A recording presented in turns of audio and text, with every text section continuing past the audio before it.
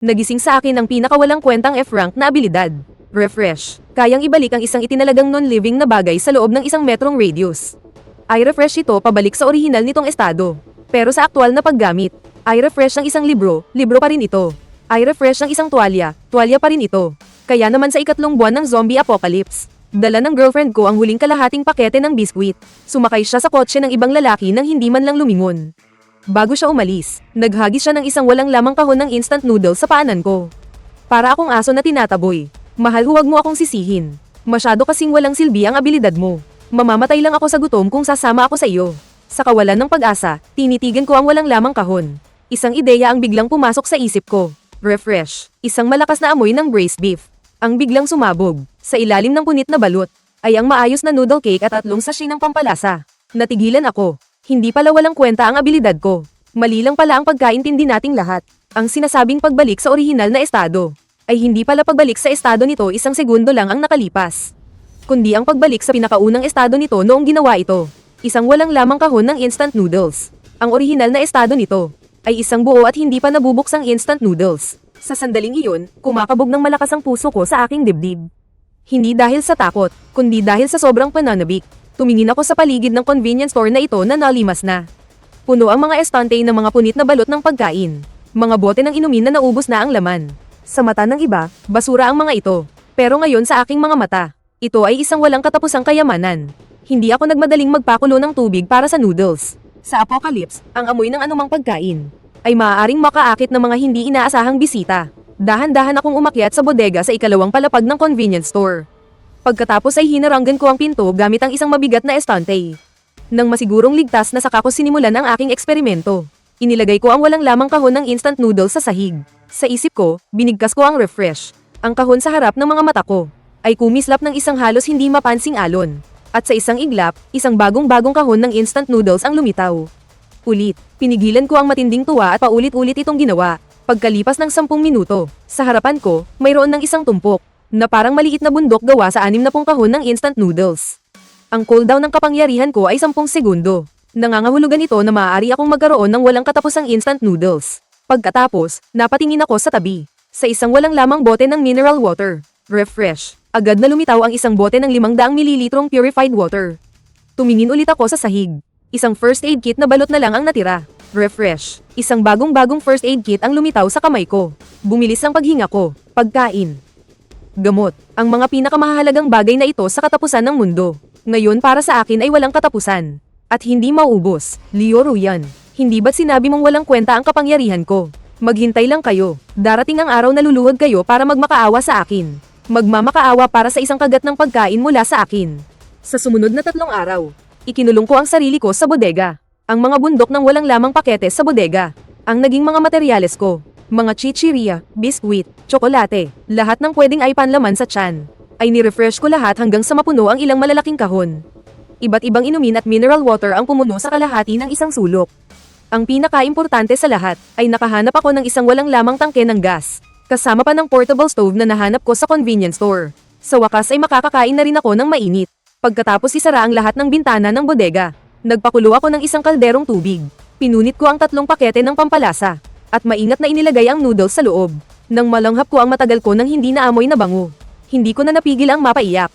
Habang umiiyak ako, ay walang tigil ako sa paglamon. Simula noong katapusan ng mundo.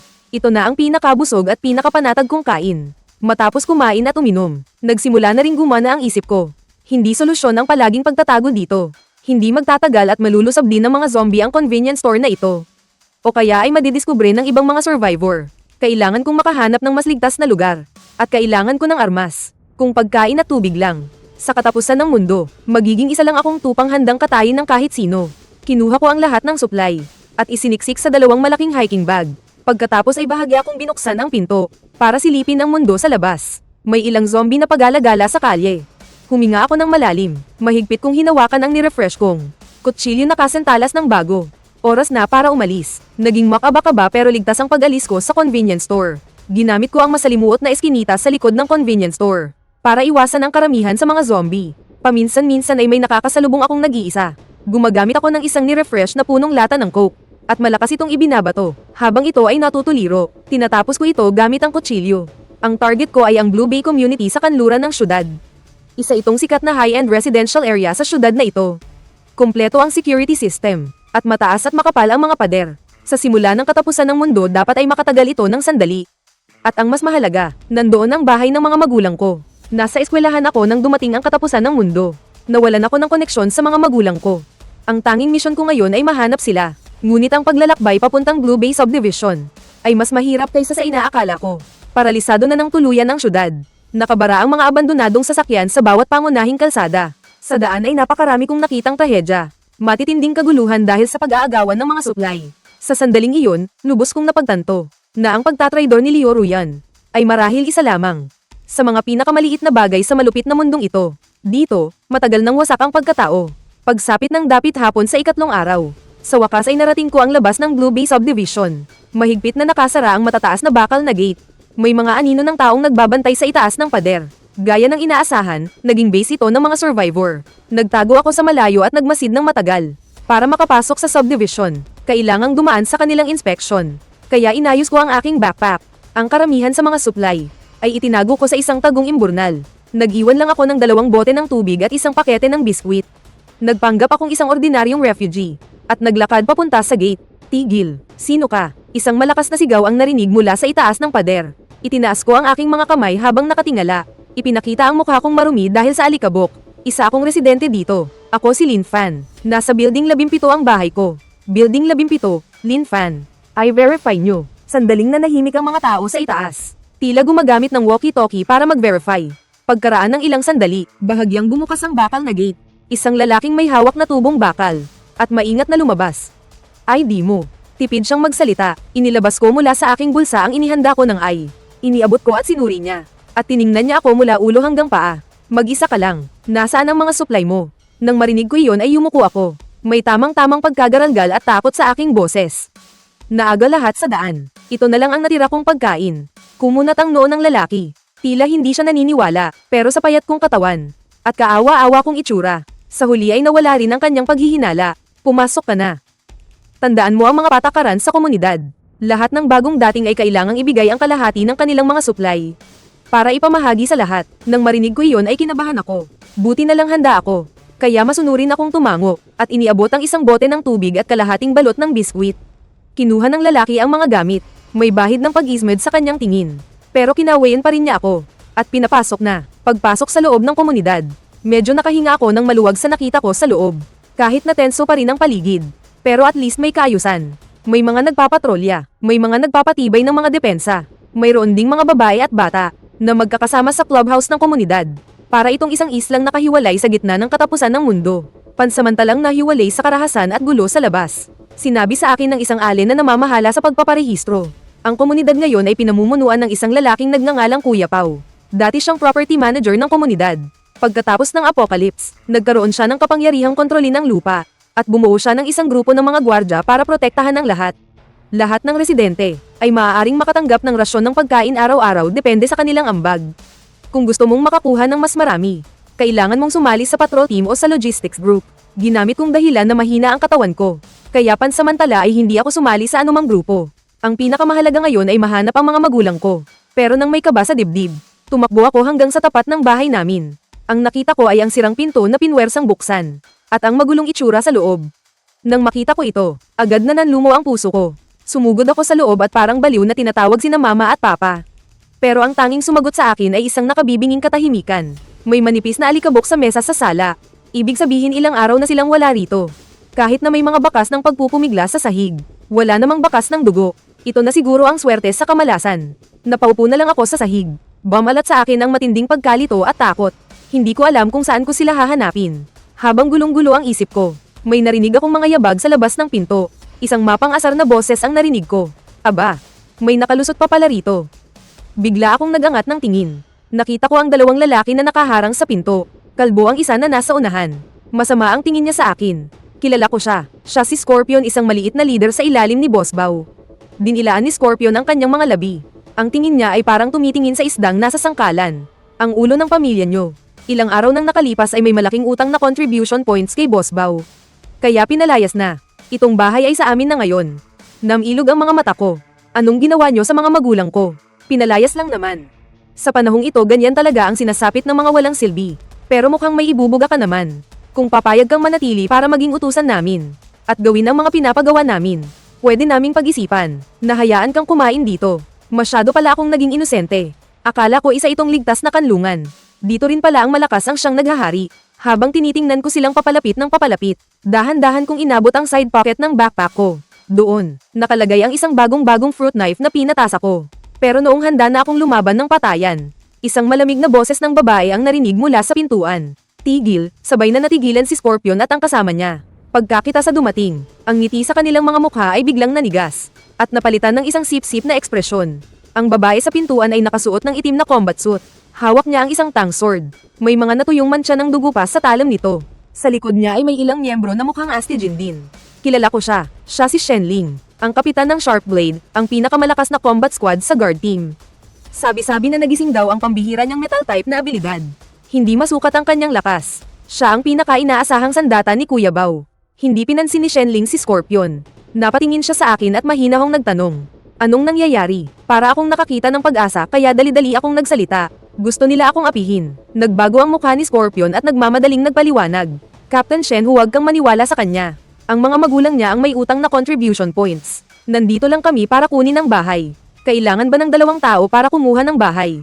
At kailangan pa bang harangan ang pinto? Hindi malakas ang boses niya. Pero may dala itong bigat na hindi mo kayang questionin. Lies na. Para namang nabigyan ng amnestia si Scorpion. Hinayla ang kasama niya at nagkandara pa sa pagtakbo. Matapos mawala ang panganib, nanlambot ang naninigas kong katawan. Muntik na akong matamba. Tiningnan ako ni Shenling na bahagyang nakakunot ang noo. Lumayo ka sa mga taong yun. Pagkasabi niya noon ay parang ayaw na niyang makialam. Tumalikod siya at akmang aalis na. Mabilis ko siyang tinawag para pigilan. Captain Shen, alam niyo po ba kung saan pinalayas ang mga magulang ko? Ang pangalan nila ay Lin Jiangwoo at Wang Xiumei. Nag-isip sandali si Shenlin. Medyo pamilyar nga, lahat ng walang kakaibang kapangyarihan ay kinuha ni Bauge. Pati ang mga matatanda mahihina at may sakit na hindi na kayang magtrabaho ay ipinatapon sa abandonadong pabrika sa labas ng North Gate ng komunidad. Ang sabi nila ay para hayaan silang mabuhay o mamatay sa sarili nilang paraan.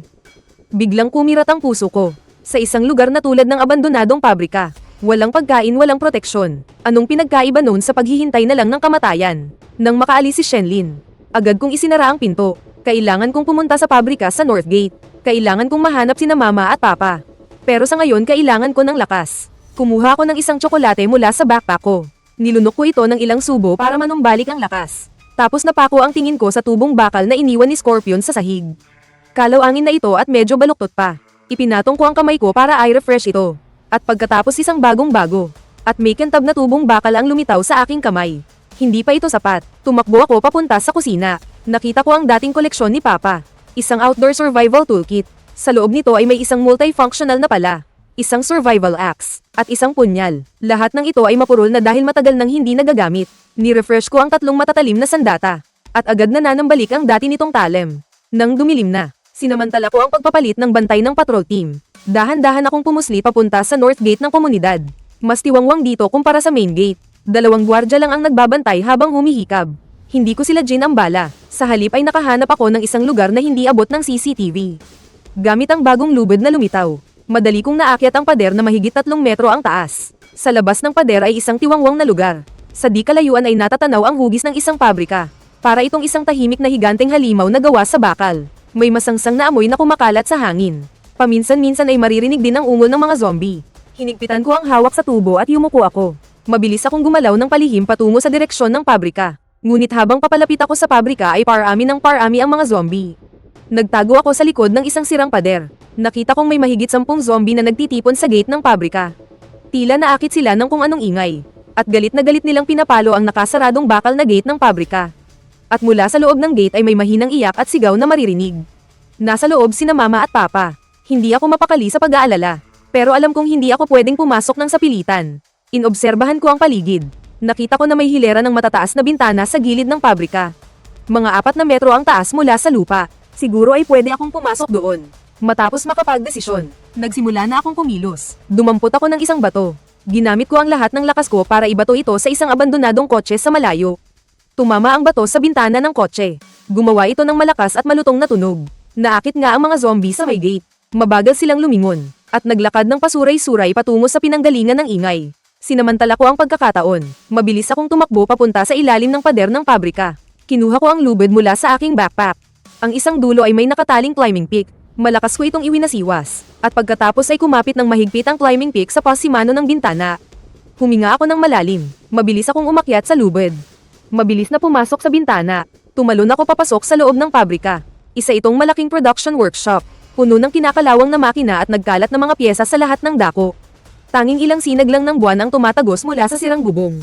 Sa kabilang dulo ng workshop, may narinig na pigil na iyak at sigawan. Sinundan ko ang ingay at dahan-daang lumapit. Sa isang sulok na napapaligiran ng mga sirang makina, nakita ko ang 12 ng survivor. Karamihan sa kanila ay matatanda at mga bata. Agad kong nakita sa gitna ng mga tao ang aking mga magulang. Nakasiksik sila sa isang sulok. Yakap ni inay ang kanyang mga tuhod at tahimik na umiiyak. Habang si itay ay mahigpit siyang niyayakap at walang tigil na pinapatahan. Agad na namula ang mga mata ko. Garalgal ang boses kong tumawag. Nagulat ang lahat sa boses ko. Sabay-sabay silang napatingin sa akin. Lalo na ang mga magulang ko na biglang napatingala. Nang makita nila ako, ang gulat sa kanilang mga mukha ay napalitan ng labis na kagalakan. Napatili si inay. Nagkukumahog siyang tumakbo papalapit sa akin. Kaming tatlong mag-anak sa gitna ng mundong walang pag-asa ay mahigpit na nagyakapan. Ang saya ng muling pagkikita ay nagpawis sa lahat ng takot at kaba.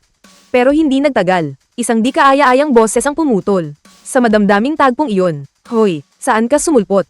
Isang lalaking may peklat sa mukha ang tumayo. Sa likod niya ay may ilang malalakas at matitipunong kabataang lalaki. Halatang siya ang pinuno rito. Nakatitig siya sa punong-puno kong backpack sa likod. May kasakiman sa kanyang mga mata. "Ang galing mo naman, bata. Nakarating ka ritong mag-isa. Anong laman ng backpack mo? Ilabas mo para makita ng lahat." Pinrotektahan ko ang mga magulang ko sa aking likuran. At malamig siyang tinitigan. "Akin to." "Sayo." Tumawa ang lalaking may peklat. "Dito, walang pag-aari ng kahit sino. Ang meron lang ay pag-aari ko. Kung alam mo ang makabubuti sa'yo, ibigay mo na ang bag." Kundi man, iwinasiwas niya ang hawak niyang itak. Hindi na kailangang sabihin ng banta. Pinalibutan din kami ng mga kasamahan niyang siga. Masama ang kanilang tingin. Ang mga matatanda mahihina at may sakit na itinaboy nila dito. Galit pero hindi makapagsalita. Tanging awa na lang ang maibibigay nila sa akin sa kanilang mga tingin. Nang makita ito, hinayla ako agad ni Papa sa likuran niya. At ngumiti ng pilit kay Scarface. "Boss, bata pa po ang anak ko, hindi niya alam ang ginagawa niya. May kaunting pagkain lang sa bag niya. Ibibigay namin lahat sa inyo. Huwag niyo na po siyang pahirapan." Huli na ang lahat. Tumawa si Scarface. Ngayon hindi lang ang bag niya ang gusto ko. Pati na rin ang buhay niya. Pagkasabi niya noon, inabot agad ni Scarface ang kamay niya para dakmain ako. Kumislap ang lamig sa aking mga mata. Sa halip na umatras ay sumugod ako. Mula sa isang hindi inaasahang anggulo ang hawak kong tubo. Ay malakas na hamampes sa kanyang pulso. Kasabay ng isang malutong na lagutok. Ang pulso ni Scarface ay nasa isang kakatwang anggulo. Habang bumabaluktot ito, natigilan ng lahat. Walang sino man ang nakaisip na ako na mukhang sakitin at mahina ay maglalakas loob na lumaban. Pinagpapawisan sa sakit si Scarface at sumigaw ng may galit sa mukha. "Ang lakas ng loob mong saktan ako. Sugurin niyo siya, hulihin niyo." Pagsisisihan niyang nabuhay pa siya. Natauhan ang mga siga at agad na sumigaw habang sumusugod sa akin.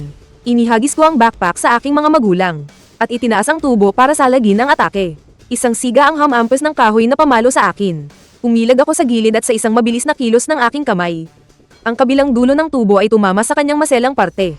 Agad siyang napasigaw sa sakit at napaluhod sa sahig habang nakayuko. Wala akong sinayang na kilos. Bawat hampas ko ay sa mahihinang kasukasuan lang tumatama para lang protektahan ang sarili ko. Ang mas lalo pa nilang kinatakutan ay ang tila walang katapusan kong lakas. Matapos kong patumbahin ang dalawa sa kanila, natakot na ang mga natitirang basagulero. Hindi sila nang ahas na lumapit. Hawak-hawak ni Scarface ang kanyang bali na pulso. Gulat at galit siyang tumingin sa akin. "Si sino ka ba talaga? Isa ka ring may kapangyarihan." Hindi ko siya sinagot. Tinitigan ko lang siya ng malamig. Ang lahat ng hirap at paakit na dinanas ko sa mga buwan ng apocalypse. Sa sandaling ito, ay naging sukdulang galit. "Lumayas kayo, o mamatay." Ang bagsik ko ay nagpatigil sa lahat. Pabago-bago ang tingin ni Scarface. Hindi niya inasahan na makakabangga siya ng pader. Ngunit habang nagkakatensyon ang dalawang panig, biglang kumalabog ng malakas ang bakal na pinto ng pabrika. Sinundan pa ito ng pangalawa at pangatlong beses. Dahil dito ay nagsimulang magkagulo ang mga tao. Sinisimulan ng sirain ng mga zombie sa labas ang pinto. Anong nangyayari? Bakit biglang nagwala ang mga zombie? Kumalat ang takot na parang isang salot. Maging si Scarface ay hindi na ako inintindi. Kasama ang ilang mga basagulero. Ginamit nila ang kanilang katawan at mga gamit para harangan ang malapit ng bumagsak na bakal na pinto. Pero napakarami ng mga zombie. Lubhang naiupi ang bakal na pinto dahil sa mga pagbangga. At ang trangka nito ay lumalagitik. Maaari itong masira anumang oras. Binalot ng kawalan ng pag-asa ang lahat. Nanginginig din sa takot ang mga magulang ko. Mahigpit na nakahawak sa kamay ko. Tiningnan ko ito. Isa iyong luma at kalawangin na bakal na pinto. Isang matapang na ideya ang nabuo sa isip ko. Pagkatapos ay hinawakan ko ang tubo. Sa gitna ng gulat na tingin ng lahat, naglakad ako papalapit sa bakal na pinto. Anong ginagawa mo? Nagpapakamatay ka ba? Sigaw sa akin ng isang siga na nakaharang sa pinto.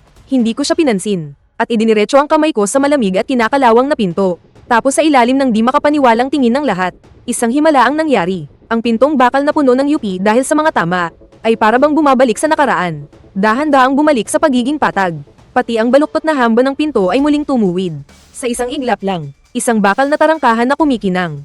Ang lumitaw sa harap ng lahat, sa kabila ng pagbangga ng mga halimaw sa labas. Hindi man lang natinag ang tarangkahan. Tanging malalakas na kalabog lang ang maririnig. Ang buong pagawaan ay nabalot ng nakabibinging katahimikan. Lahat sila ay tulalang nakatingin sa akin. Lalo na si Peklat na napanganga ng husto. At nakalimutan na ang sakit sa kanyang pulso. Nauutal niyang itinuro ako sabay sabing ikaw. Ang kapangyarihan mo ay pag-aayos. Tinamad akong magpaliwanag. Inalis ko ang kamay ko at malamig siyang tiningnan. Ang lakas ng pinakamabisang pasaporte sa katapusan ng mundo. Ang kalupitan kanina, dagdag pa ang maladyos na kakayahan ngayon, ay tuluyan nang nagpabagsak sa loob ni Peklat. Tumingin siya sa akin. Wala nang kasakiman sa kanyang mga mata, kundi matinding takot. Boss, pasensya na po kanina, nagkamali ako ng kinalaban. Pagpasensyahan niyo na po sana ako. Huwag niyo na po akong patulan. Hindi ako umimik, lumapit lang ako sa mga magulang ko. Tiningnan ako ni Mama. Komplikado ang kanyang tingin. May pagmamalaki at pag-aalala, at kaunting pagkailang. Hinawakan ko ang kanyang kamay. Binigyan siya ng isang tinging pampakalma. Ma, huwag kang matakot. Nandito ako. Tapos mula sa malaking backpack na iyon, kumuha ako ng isang kahon ng self-heating na kanin, isang ham sausage, at isang bote ng purified water. Saka ko inabot sa kanila. Ma, pa, kain muna kayo. Agad na nakuha ng amoy ng pagkain ang atensyon ng lahat. Yung mga survivor na hindi na alam kung gaano nakatagal na gutom, ay nakatingin sa pagkain na hawak ng mga magulang ko, at malakas na lumulunok. Puno ng paghahangad ang kanilang mga mata. Si Scarface at ang mga tauhan niya, ay lalo pang napatitig, sa isang post-apocalyptic na mundo kung saan mas mahalaga pa sa ginto ang pagkain. Kayang-kaya kong maglabas ng ganito karaming bagay. Mas ikinagulat nila ito kaysa sa pag-aayos ko ng gate. Pagkatapos gawin ang lahat ng ito, muli kong tiningnan si Scarface. Mula ngayon, ako na ang masusunod dito. Hindi malakas ang boses ko, pero malinaw itong narinig ng bawat isa. Bahagyang nang inag ang mukha ni Scarface. Sa huli, walang magawa siyang yumuko. Ang pagkontrol sa factory stronghold ay mas naging madali kaysa sa inaasahan ko. Sa harap ng absolutong lakas at walang katapusang supply, madaling gumuho ang kakarampot na autoridad ni Scarface. Hindi ko sila pinalayas. Sa post-apocalyptic na mundo, isang resource din ang lakas tao. Inatasan ko silang magbantay at maglinis ng mga zombie sa paligid, habang ako naman ang responsable sa pagbibigay ng pagkain at logistical support. Araw-araw, ikinukulong ko ang sarili ko sa isang hiwalay na kwarto. Nagkukunwaring binibilang ang mga supply, pero sa totoo lang ay walang tigil akong gumagawa ng pagkain at lahat ng iba pang pangangailangan sa araw-araw. Nang ang mga kahon kaong bagong supply ay lumitaw sa harap ng lahat, puno ng pagkamangha ang tingin nila sa akin. Akala nilang lahat ay mayroon akong space type na kapangyarihan, kung saan nakaimbak ang napakaraming supply. Dahil may sapat na pagkain at ligtas na tirahan, unti-unting bumalik ang sigla sa mga mukha ng mga survivor. Sa ilalim ng aking pamamahala ang buong abandonadong pabrika. Naging maayos ang lahat, naging kanang kamay ko sina Mama at Papa. Tinutulungan nila akong pamahalaan ang mga tao at mamahaji ng supply. Muli nilang natagpuan ang kanilang dignidad at halaga sa gitna ng mga tao. At pabuti ng pabuti ang kanilang kalagayan sa bawat araw. Ang lahat ay umaayon sa aming kagustuhan. Pero mayroon pa ring bumabagabag sa aking isipan. At iyon ay ang Blue Bay Community. Yung property manager na nagngangalang Bao. Pinalayas niya ang mga walang kalaban-laban na matatanda tulad ng aking mga magulang. At hinayaan na lang sila sa kanilang kapalaran. Darating ang araw na pagbabayaran niya ang ginawa niya sa akin. Bukod pa roon ang mga depensa at tirahan sa Blue Bay Community ay mas maganda kaysa sa sirang pabrikang ito. Gusto kong bigyan ng aking mga magulang at ang mga taong sumusunod sa akin ng isang mas ligtas na tahanan. Oras na para bumalik at harapin ang baong iyon. Makalipas ang isang linggo, nakagawa na ako ng sapat na paghahanda. Ginamit ko ang aking refresh ability. Ang ilang abandonadong electric scooter na nahanap sa pabrika ay naibalik ko sa dati nitong kondisyon na fully charged. Nakapag-refresh din ako ng 12 ng bagong protective suit, mga safety helmet at steel-toed na sapatos. Pagdating naman sa mga armas, bukod sa mga tubong bakal at palakol, nagpagawa rin ako gamit ang mga bakal sa pabrika ng maraming matutulis na sibat. Tungkol naman kay Scarface at sa iilan niyang mga pangunahing tauhan, sila ngayon ay lubos ng tapat sa akin. Binibigyan ko sila ng sapat na pagkain at damit. Isang napakalaking pabor iyon sa panahon ng apocalypse. Pumili ako ng 20 pinakamalalakas na miyembro. Kasama na doon si Scarface. Bago kami umalis tiningnan ko ang handang-handa ng grupo. At nagbigay ako ng maikling talumpati. Hindi tayo babalik doon para magmakaawa, kundi para bawiin kung ano ang dapat sa atin. Ang Blue Bay community ay may matitibay na pader. May mga komportableng bahay. Magtatayo tayo doon ng isang tunay na ligtas na tahanan. Ang mga gustong sumama sa akin ay sumakay na. Walang sino man ang nagatubili. Matapos masaksihan ang aking pambihirang kakayahan. Halos bulag ang tiwala nila sa akin. Isang convoy ng 20 tao. Maraingal na nagtungo sa direksyon ng Blue Bay community. Nang makarating kami sa North Gate ng Blue Bay community, malinaw na napansin din kami ng mga gwardya sa pader. Tinitingnan nila ang aming team na kumpleto sa gamit.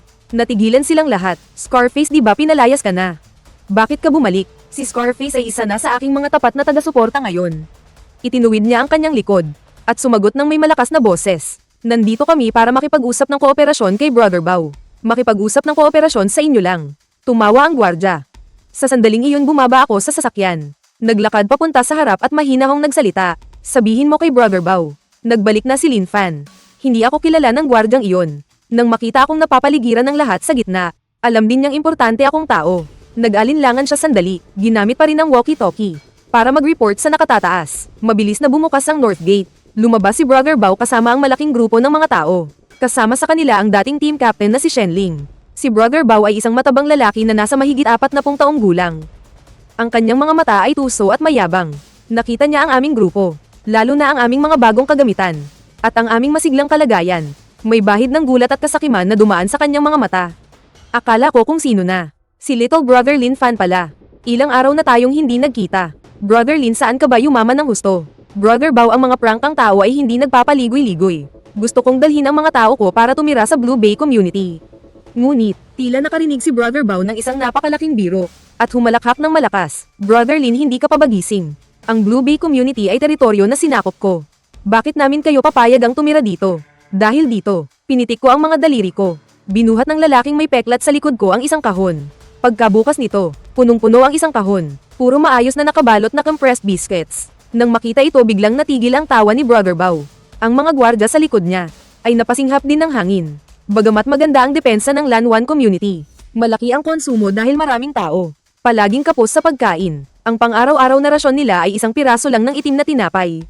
Saan mo nakuha ang ganyang karaming pagkain? Hindi mo kailangang malaman kung saan galing. Isa lang ang tanong ko sa iyo. Makikipagtulungan ka ba o hindi? Nag-alinlangan ang tingin ni Brother Bao. Anong klaseng pagtutulungan ang gusto mo? Simple lang, titira dito ang mga tao ko. Kami ang magbibigay ng pagkain. Kayo ang bahala sa seguridad ng komunidad. Sabay nating pamamahalaan ang lugar na ito. Sumimangot ang mukha ni Brother Bao. Binata, masyado ka namang ambisyoso. Ako ang pinuno ng isang base. Paanong makikipantay ako sa isang batang hindi kilala kung saan nanggaling? Makikipantay-pantay. Iyan ang mga kondisyon ko. Kung hindi ka papayag, puwersahan kaming papasok. Puwersahan, hahaha. Gamit lang ang 20 mahigit ninyong tauhan. Shenling. Nagutos siya. Sabay-sabay na humakbang pasulong si Shenling at ang Blade Squad sa likod niya. Isang nakamamatay na aura ang biglang bomb alert sa paligid. Ang Blade Squad ang alas ng Lan 1 community. Bawat isa sa kanila ay isang bihasang may kapangyarihan. Biglang kinabahan ang mga kasama ko. Ako lang ang nanatiling hindi natitinag. Tiningnan ko si Shenling. Ang babaeng minsan nang tumulong sa akin. Nakatingin din siya sa akin. May bahid ng pag-usisa at pagkagulat sa kanyang mga mata. Kapitan Shen, sa tingin mo rin ba hindi kami makakapasok? Nanahimik sandali si Shenling bago nagsalita. Ginoong Lin, malakas ka. Pero may 200 miyembro ng gwardya ang Blue Bay community. Walang may dudulot na mabuti sa iyo ang pilit na pagpasok. Ang kanyang mga salita ay isang paalala na may mabuting intensyon. Samantala si Kuya Leopard ay tumawa ng mayabang. Narinig mo ba? Huwag kang sumosobra. Ibigay mo ang lahat ng pagkain mo. Pag-iisipan kong payagan kang tumira dito kasama ng mga magulang mo. Bilang isang ordinaryong residente. At para naman sa mga tauhan mo kung saan man sila galing. Doon sila babalik. Iyon ang kanyang sagot. Kukunin lahat ng supply ko. Tapos palalayasin ang lahat ng tauhan ko. Ang galing talaga ng plano niya. Napangiti ako, mukhang wala na tayong dapat pag-usapan. Dahan-dahan kong itinaas ang kanang kamay ko. Saka itinutok sa likuran nila. Sa pinakamataas na gusali sa komunidad na iyon. Tiningnan ko sila, at sinabi ng bawat salita, bibigyan ko kayo ng huling pagkakataon. Papasukin niyo ako, o hahayaan kong maglaho ang gusaling ito. Dahil sa mga sinabi ko ay nabalot ng kakaibang katahimikan ang lugar. Agad itong sinundan ng nakabibinging tawanan. Halos maiyak na sa kitatawa si Kuya Leopard. Shenling, pakinggan mo. Ito na ang pinaka-nakakatawang biro na narinig ko ngayong taon. Pero hindi tumawa si Shenling. Nakatitig lang siya sa akin ng mariin. Puno ng kaseryosohan ang kanyang mga mata. Pakiramdam niya ay hindi ako nagbibiro. Talagang hindi ako nagbibiro. Matapos alisin ang aking ngiti, sinimulan ko ang pagbilang. Nanigas ang ngiti sa mukha ni Kuya Leopard. Huminto ang tawanan ng lahat.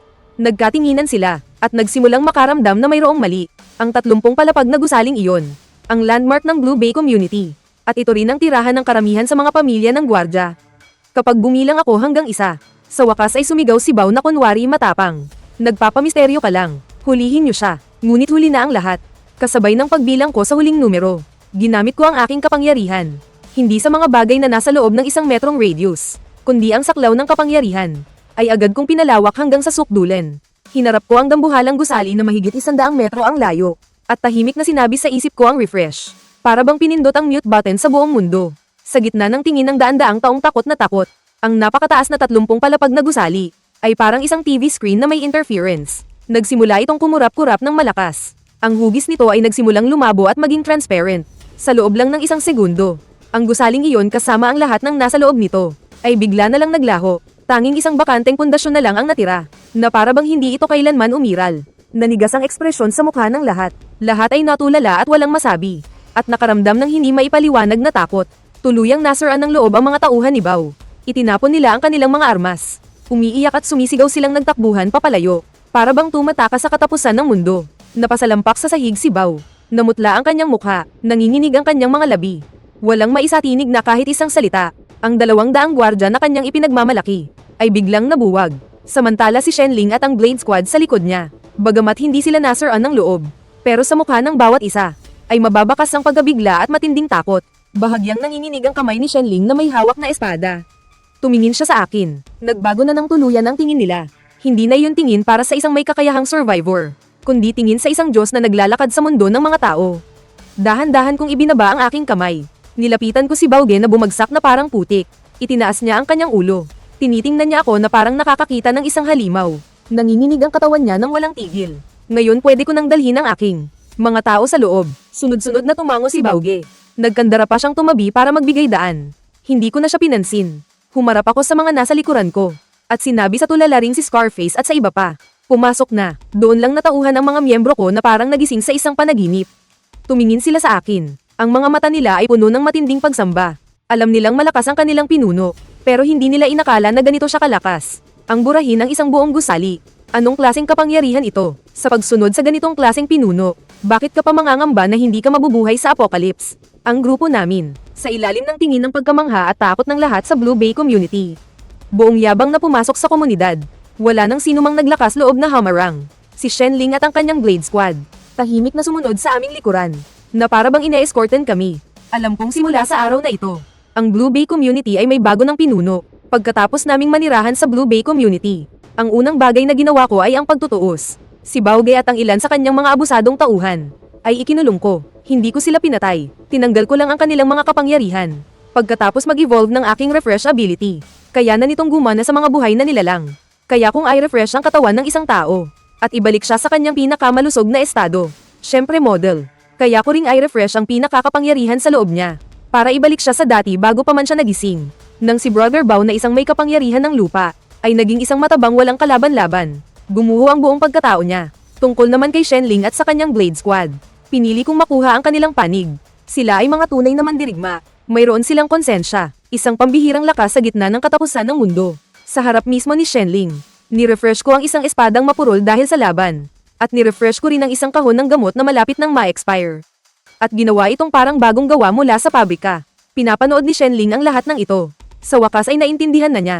Ang aking kakayahan ay hindi isang special ability o kahit anong uri ng pag-aayos, kundi isang uri ng kapangyarihang hindi niya maintindihan na parang batas ng kalikasan. Matagal siyang nanahimik at sa huli ay yumuko sa akin. Ang Blade Squad mula ngayon ay susunod sa inyong mga utos. Matapos kong makuha ang Blade Squad, doon ko palang tuluyang nakontrol ang Blue Bay Community. Gumawa ako ng mga bagong patakaran. Lahat ng tao may kapangyarihan man o wala, basta't magtrabaho ay makakakuha ng pagkain. Ginamit ko ang walang katapusang supply para mabilis na makuha ang loob ng mga tao. Kasabay nito ay nilinis ko ang lahat ng salot sa komunidad. Sa ilalim ng pamamahala ko nabigyan ng bagong buhay ang Blue Bay Community. Tinitingnan ako ng mga magulang ko. Ang kanilang mga mata ay puno ng galit at pagmamalaki. Hindi nila kailanman tinanong kung ano talaga ang kapangyarihan ko. Ang alam lang nila, ang kanilang anak ay lumaki na. At naging sandalan ng lahat, nang maging maayos na ang base. Nagsimula akong mag-isip ng isang mas malalim na tanong. Hanggang saan nga ba ang limitasyon ng kapangyarihan ko? Mag-refresh ng instant noodles, mag-refresh ng isang gusali, kaya ko rin kayang mag-refresh ng isang taong buhay. Nakahanap ako ng isang gwardya na nakalmaw ng zombies sa labanan. Isang miyembro ng gwardya na nagsisimula ng magbago. Inakala ng lahat na wala na siyang pag-asa.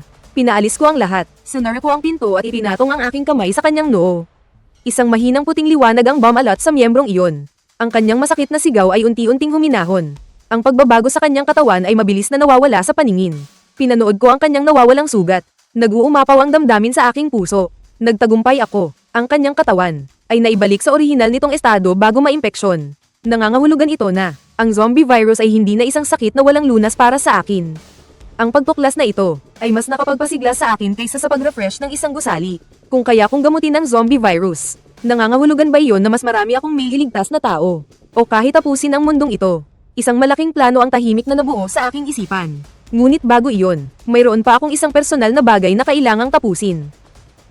Tinawag ko si Shenling, at tinanong kung mayroon ba siyang balita kamakailan, tungkol sa isang grupo ng mga survivor na tinatawag na Raging Fire.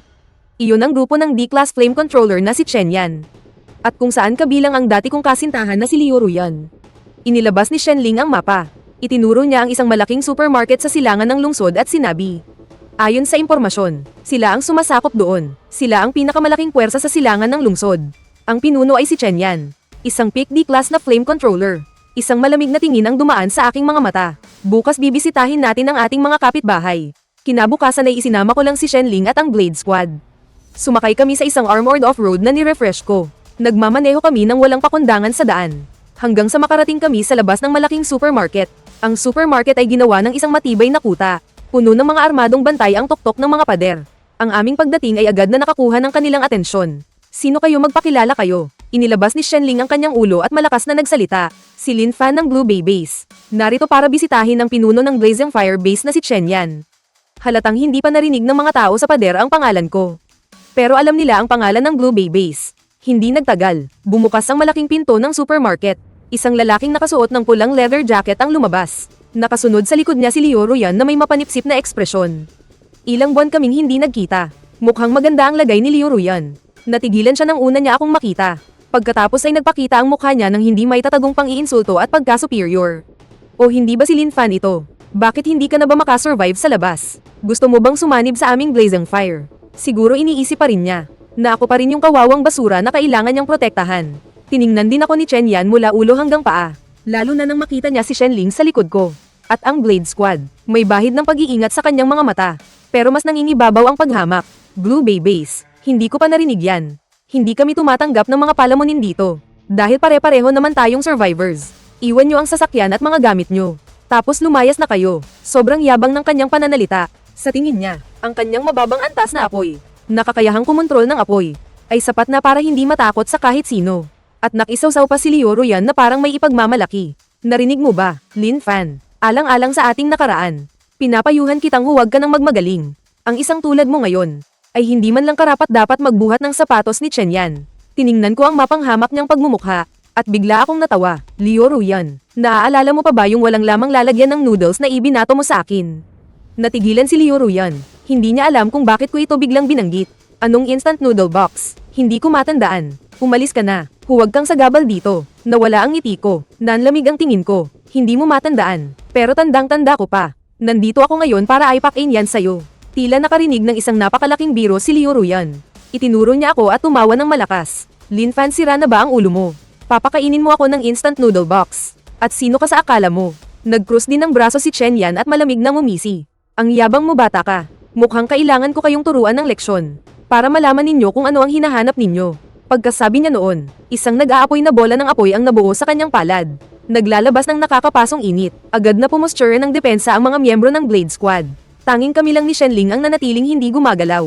Tiningnan ko ang bola ng apoy sa kamay niya. At umiling. Yan lang ba ang kaya mo, masyadong mahina? Sabi ko sabay taas ng aking kamay. Ang nagliliyab na bola ng apoy sa palad ni Chen Yan ay parang kandilang hinaypan ng hangin. Sa isang pap, bigla na lang itong naglaho. Ang mayabang na ngiti sa mukha ni Chen Yan ay biglang nanigas. Hindi siya makapaniwala habang tinitingnan ng kanyang walang lamang palad. Anong nangyari? Nasaan ang apoy ko? Sinubukan niyang muling tipunin ang kanyang kapangyarihan. Ngunit gaano man siya magsikap, hindi na siya makalikha kahit isang kislap ng apoy.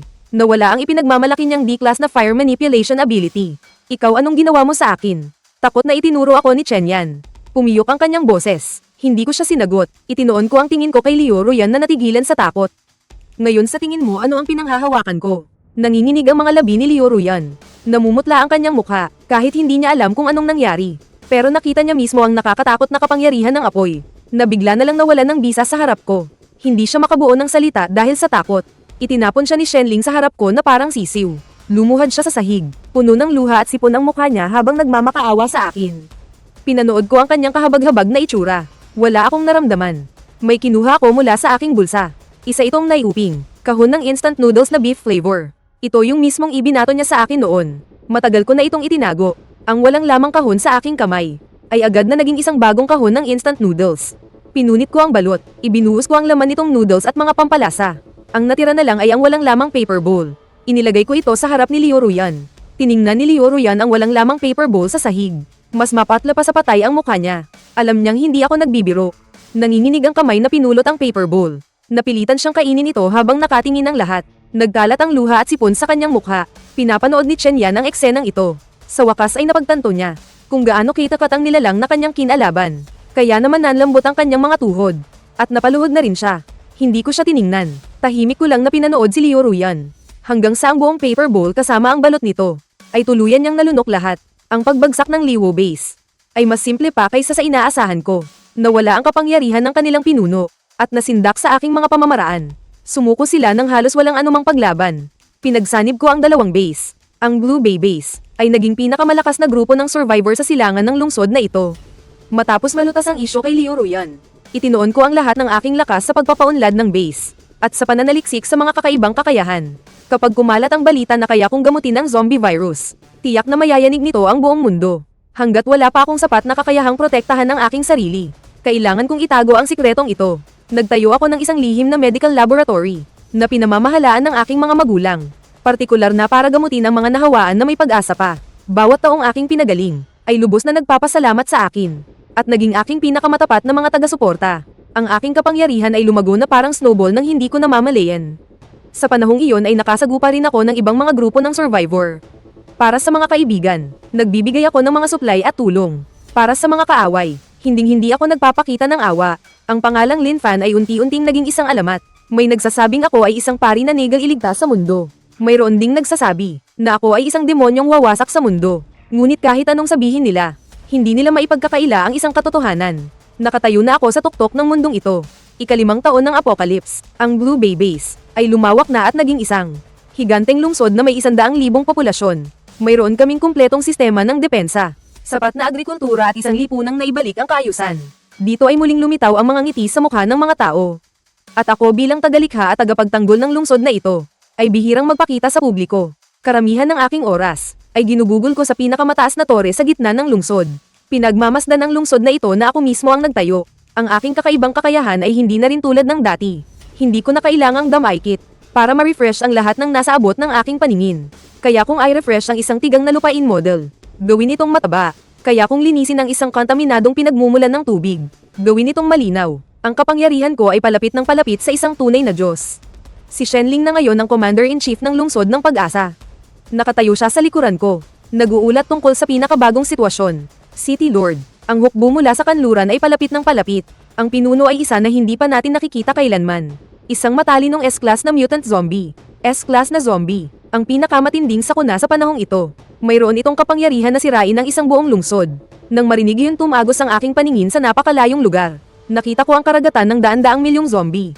Isang itim na alon na nagpadilim sa kalangitan. Nakita ko rin ang sentro ng hukbo. Ang nilalang na nakaupo sa isang trono ng mga kalansay. Ang S-class na zombie na parang isang hari. Tila naramdaman din niya ang aking pagtitig. Ang kanyang mga matang pula at ang aking paningin ay nagtagpo sa hangin. Isang nakakakilabot na puwersang pangkaisipan ang tumawid sa daan-daang milya. Upang salakayin ako, napaungol si Shenling. Agad na namutla ang kanyang mukha, ngunit sa isang kumpas lang ng aking kamay. Ang puwersang iyon ay naglahong parang usok. Handa ka na ba? Huminga ng malalim si Shenling. Naging matatag ang kanyang mga mata. Ang lungsod ng Pag-asa ay nanunumpang mabubuhay at mamamatay kasama ninyo. Napangiti ako. Humiling ako hindi. Hindi tayo mamamatay. Humarap ako at tiningnan ko siya. Pati na ang bawat tao sa lungsod na ito. Ang katapusan ng mundong ito Oras na para magwakas. Mag-isa akong lumabas ng lungsod ng pag-asa. Nakatayo sa ibabaw ng pader ng lungsod. Nakaharap sa hukbong tila kayang lamunin ng langit at lupa. Sa loob ng lungsod, 100,000 mamamayan ang nanunood sa akin sa pamamagitan ng isang higanteng screen. Kinakabahan at natatakot sila, ngunit mas nangingibabaw ang tiwala. Ang Eitangal ng S-Class na zombie. Tila kayang punitin ng kaluluwa ng isang tao. Pinamunuan nito ang kawan sa isang malawakang pag-atake. Dahan-dahan kong itinaas ang aking mga kamay. Para bang yayakapin ang buong mundo. Akala ng lahat na magpapakawala ako ng isang atakeng wawasak sa mundo. Ngunit nagkamali sila. Walang bahid ng pagpatay sa aking mukha. Tanging isang pahiwatig ng habag. Ang kapangyarihan ko ay hindi para sa pagwasak, kundi para sa isang bagong simula. Ipinikit ko ang aking mga mata. At pinakawalan ang lahat ng aking lakas ng walang pag-aalinlangan. Hindi ito nakatutok sa iisang zombie. O sa isang partikular na lugar. Kundi para sa mundong ito na puno ng sugat. Isang mundong malubha na ang karamdaman. Tila huminto ang oras sa sandaling iyon. Isang liwanag na hindi kayang ilarawan sa salita. Isang banayad at malawak na puting liwanag. Na ako ang sentro, ang kumalat sa buong mundo. Sa bawat daanan ng liwanag, huminto sa paglalakad ang mga nagwawalang zombie. Nagsimulang maghilom ang kanilang mga nabubulok na katawan. Muling lumino ang kanilang malalabong mata. Ang karahasan at pagkauhaw sa dugo sa kanilang mga mata ay napalitan ng pagkalito at pagkatao. Hinaplos ng liwanag ang kalupaan. Sa bitak-bitak na lupa ay muling tumubo ang mga luntiang damo. Nawala ang madilim na ulap. At lumitaw ang matagal ng hindi nasisilayang asul na kalangitan. Ang S-Class na zombie na nakaupo sa trono ng mga buto ay takot na pinanood ang pagbabago ng kanyang katawan. Sinubukan niyang lumaban, ngunit hindi niya ito mapigilan. Ang kapangyarihang ito mula sa pinagmulan ng mundo. Sa huli ay bumalik din siya sa kanyang anyong tao. Walang kamalay-malay na tinitingnan ng sariling mga kamay. Ang buong mundo ay nabago. Lahat ng nahawaan ng virus ay bumalik sa normal. Lahat ng kapaligirang sinira ng katapusan ng mundo ay muling nabuhayan. Tila ang bangungot na tumagal ng 5 taon ay isa lamang ilusyon, nababalot ng katahimikan ng lungsod ng pag-asa. Ang lahat ay sa pamamagitan ng mga screen. Tulalang pinapanood ang milagrosong tagpong ito. Hindi malaman kung gaano katagal ang lumipas. Ang unang tao ay napaiyak sa tuwa, kasunod ang pangalawa at pangatlo. Sa wakas ay umalingaw-ngaw ang nakabibinging hiyawan sa buong lungsod. Umalingaw-ngaw sa buong panibagong mundo. Isinisigaw nila ang pangalan ko. Nakatayo ako sa pader ng lungsod. Dinarama ang banayad na simoy ng hangin. Paglingon ko, nakita ko si Shenling. Nakita ko ang mga magulang ko. Nakita ko ang hindi mabilang na mukhang masaya at puno ng pag-asa. Ngumiti ako. Ang instant noodle sa harap ko ay pwedeng ma-refresh ng walang hanggan. Ganoon din ang mundong ito sa aking paanan.